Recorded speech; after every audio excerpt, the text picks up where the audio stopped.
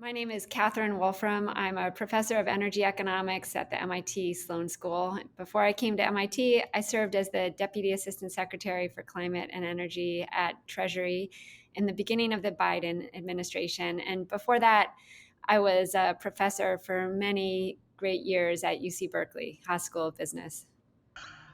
I'm Trevon Logan, the NG Axiom Endowed Professor of Economics at The Ohio State University, an Associate Dean in the College of Arts and Sciences at The Ohio State University. I'm an economic historian, economic demographer, and economist of racial equality. My name is Suresh Naidu. I'm the Jack Wang and Echo Ren Professor of Economics and Professor of Public Affairs at Columbia University. I'm Heidi Williams. I'm a professor of economics at Dartmouth College, and I'm also director of science policy at the Institute for Progress, which is a nonpartisan think tank based in DC. My name is Daron Acemoglu. I am an institute professor at MIT in the economics department, and my work focuses on democracy, institutional developments, and economic growth and inequality, especially the effects of automation and AI on inequality nowadays.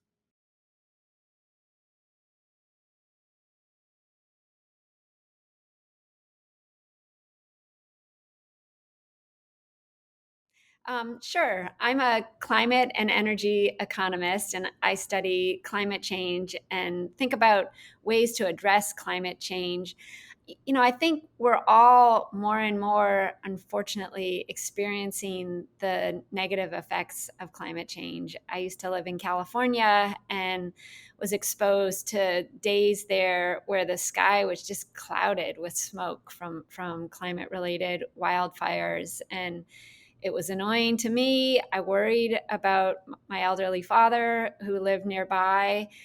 But I think that, we had the ability to protect ourselves. He could buy an air purifier. His house was pretty well insulated. So, as these effects of climate change are more and more pervasive, the poor are less and less able to insulate themselves from these negative climate shocks. And that's particularly the case when you look worldwide. But unfortunately, I think we're all experiencing the impacts of climate change. And, beyond at an individual level, economies are experiencing the negative effects of climate change. So we see things like droughts that lead to increases in food prices, or droughts that lead to difficulties producing electricity from hydroelectric dams, and that just kind of ripples through the economy. So I think we're all worried about the effects of climate change. In my field, there are two types of researchers who really try to quantify those costs and look carefully at all the different dimensions of the cost of climate change.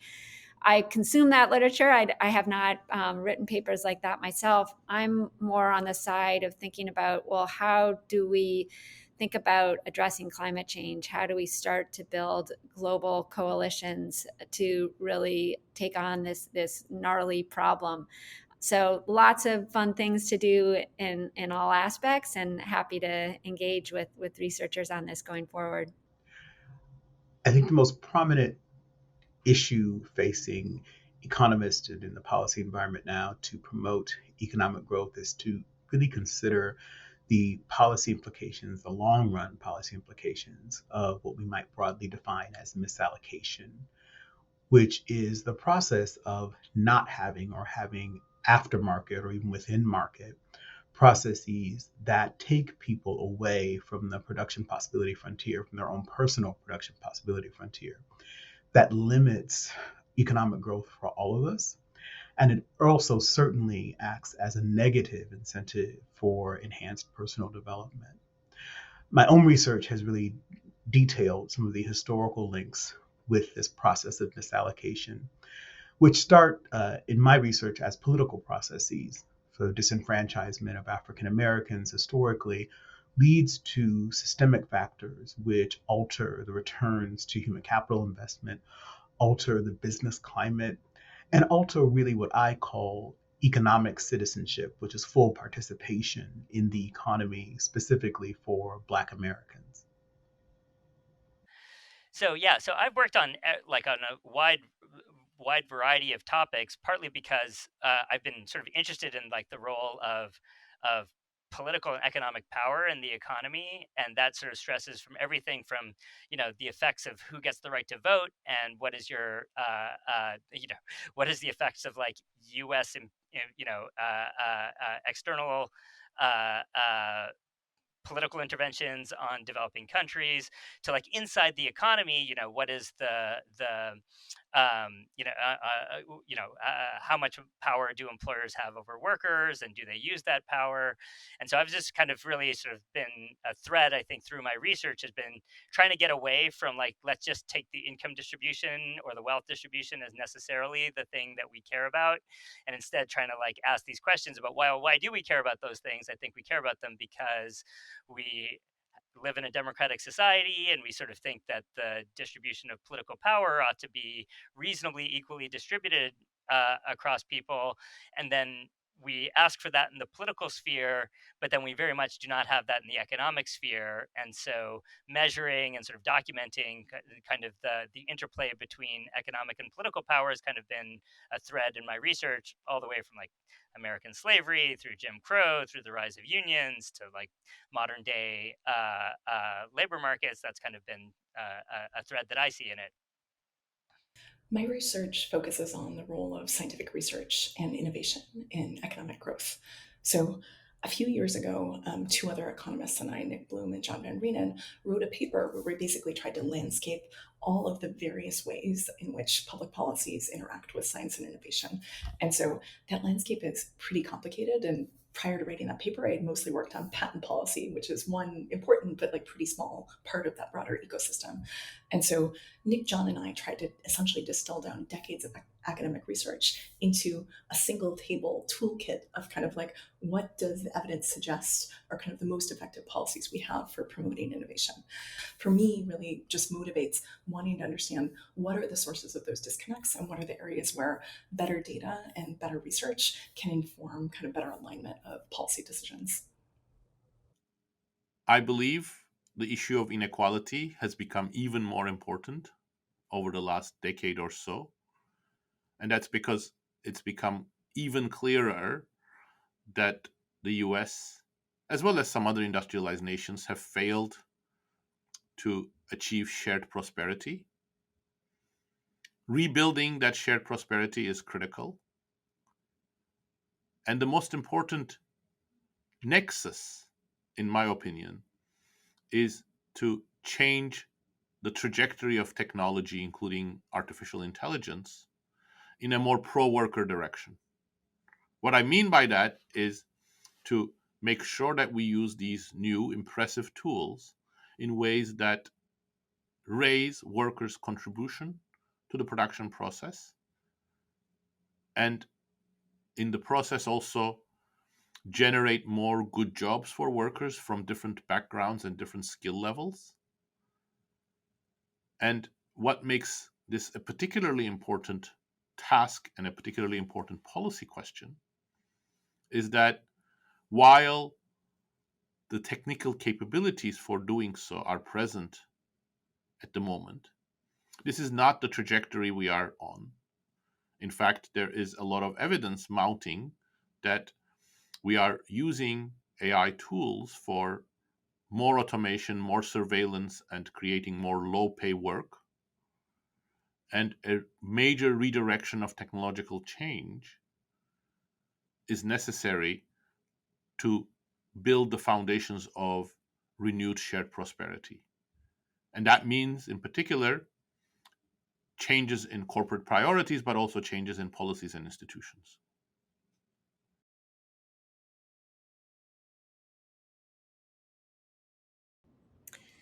Sure. Oh, so I served as a policymaker myself and experienced that life for a bit myself, and I see how there just are not enough hours in the day and not enough people in the building to get as much done as everyone would like. So you live from crisis to crisis and are dealing with like what's in front of you the next 10 minutes. I think academics can play and other researchers can play an important role there in really kind of making it easier for policymakers to engage on topics. So we can write policy briefs and kind of help translate the academic research into specific policy proposals and just lay out step one, I think you should do this. Step two, I think you should then engage with the Europeans, or whatever we think that the steps should be. And just kind of try to help the time-constrained policymakers do the best they can with limited resources and limited time. I think it's important for scholars to engage in policy because our research is informed by policy, but should also inform policy. If scholars are to be of practical use to the rest of society, what we're producing in our studies ought to inform how we're thinking about the world, which then ought to inform how we work and operate in the world, which would, of course, include policies. So I think it's inherent upon us if we want to do things that are relevant. We believe that what we are about is studying the human condition and improving the human condition, that we think about the things that we research having practical use and having policy import. So I think it's just important to just talk to a lot of people when you're an academic that are not academics. And you don't have to do it in official circles. Like, you don't have to write an op-ed. You don't have to talk to policymakers. But I do think it like helps to talk to like even just other departments or other disciplines, and just kind of having a broader network of people that you're in intellectual conversation with outside of your like narrow area of expertise. And we're sort of set up in academia to only care about what the people in your narrow area think about your work, and that's good. It's a good disciplining device. It sort of keeps you on your toes. But it's also the case that there's lots of people outside of that sphere that both will care about what you're doing, and by having to talk to them and explain what you're doing will both make you think about what you should be doing, and also will take from what you're doing something that you didn't even see. And that sort of relates to the previous thing I was saying earlier, which is that we just don't know often like how ideas fit together, and how things kind of what is policy relevant is often unclear. But one way to guarantee that you're not policy relevant is to just kind of only be in conversation intellectually with the people in a narrow area.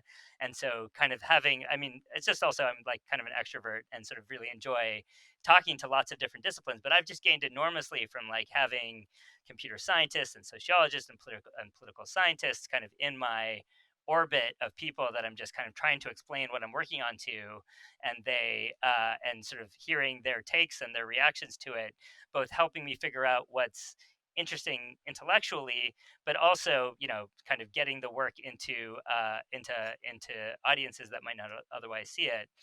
And then I would particularly encourage, I think, something that I don't think economists do enough of is partner with civil society organizations. And like the audience that economists in particular face is like, oh, they want to talk to policymakers, they want to work in government, or they go work for the private sector and get employed by companies and consultants. But this idea that there's like actually real need and use for economists to work with kind of unions and community organizations, and that there's like a set of things that we can do, particularly in an age of like big data, that we can really kind of build capacity in these organizations and work with them. That's actually something I don't see a lot of economists doing that I would like to see more of. And I think now there's like opportunities for that to happen. Yeah, so a team of collaborators and I recently wrote a short piece in Nature that lays out what we see as kind of three aspects of how this can work well. First is, I think it's very important that academics that think of themselves as wanting to do policy relevant work spend at least some time working in government. But at the same time, all too often when economists in particular spend time in government service positions, we often, in my opinion, erroneously spend our time talking at people in government rather than listening to them. And so the reason why I personally see spending time in government as important is because I find it incredibly generative to listen to agency employees describe the bottlenecks and challenges and opportunities where they see kind of opportunities for, again, better data, better, more rigorous empirical evidence to inform kind of the socially optimal outcomes from happening. Let me answer this question, focusing on issues of shared prosperity again. I believe that many of the academic perspectives that we can develop about how to build shared prosperity and why in the past we have failed to do so have first order implications on policy, both in terms of policy priorities and in terms of how to use new legislation and changes in government priorities in order to support shared prosperity. This is not always the perspective in economics, because a powerful set of ideas in economics claims that markets are going to be naturally in the business of generating benefits for almost everybody.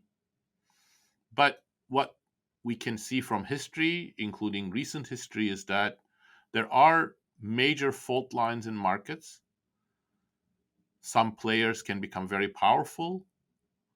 Markets don't always function in the advantage of low pay workers.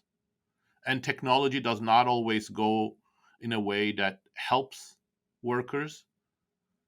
And this raises even more centrally the issue of how we can support a direction of technology that's more pro-worker. And this is the context in which I would say creating a better dialogue between academic research and policy discussions becomes important.